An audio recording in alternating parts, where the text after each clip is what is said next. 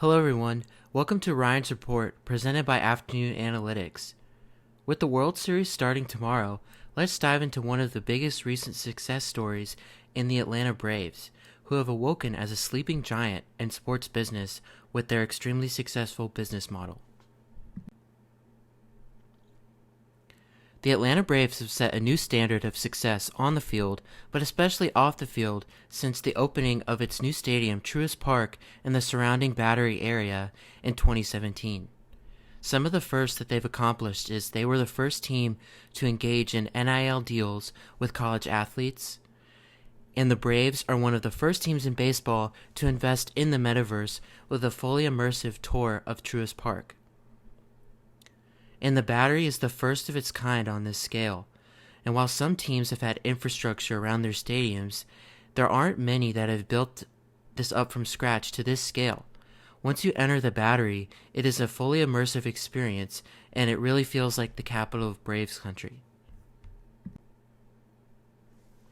If you know me, and if you've been watching some of my videos in the past, you know that I strongly believe that for sports properties to appeal to Gen Z or other young fans, you have to create an experience.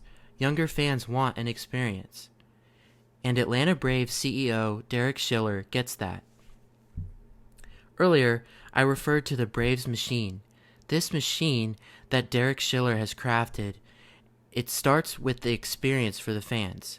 But first, let me explain the history of the Braves. The Atlanta Braves are the oldest continually operating team in North American sports. They have moved around a lot, but have called Atlanta home since 1966. The Braves are in a unique position in American sports because they are the only baseball team in the South, aside from Florida. This leaves the Braves with a massive regional advantage to grab its fans from. If you're familiar with the Braves, you may have heard the term Braves Country. This refers to those southern states that are within the Braves' reach, which are Georgia, Tennessee, Alabama, Mississippi, and North and South Carolina. This is roughly around 40 million people.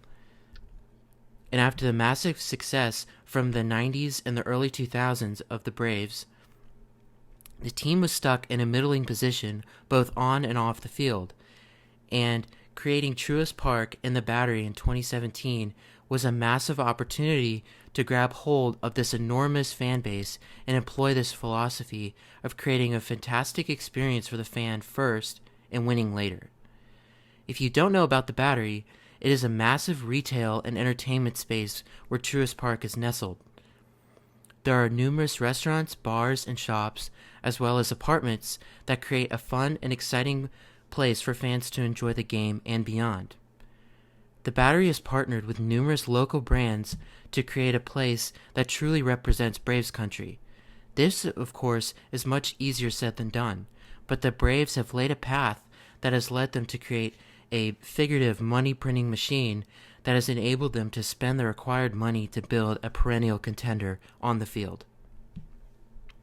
There are a lot of other factors, such as moving closer to season ticket holders, creating relationships with community leaders and groups, and partnering with numerous local brands.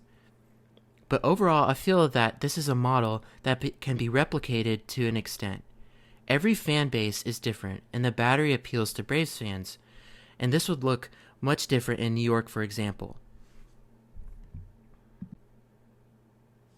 So here are some of my thoughts about this moving forward. First is that this Braves machine does not look to be slowing down anytime soon. And I look to see that numerous Battery clones will arise. The Braves have had over 500 sports properties come and tour the Battery and Truist Park to learn from the Braves. We have already started to see sports spaces transform into full experiences for fans, such as the Milwaukee Bucks and their Deer District, and the San Diego Padres and the Petco Park area. It is important to note that this is an extremely expensive endeavor, and it takes a lot of trust between the owner and their team. I also believe that the Braves were uniquely positioned to strike with their massive untapped fan base and unique geography. It is imperative for teams to cater to their fan base's quirks and needs when trying to replicate this model. And like I said before, the Battery would not be as effective in New York. But at the end of the day, I believe this model is what is best for fans. Long gone are the days where stadiums are only surrounded by parking lots. Thank you for watching this week's episode of Ryan's Report. Have you been to the Battery in Atlanta? If so, what do you think? I'll see y'all again next week.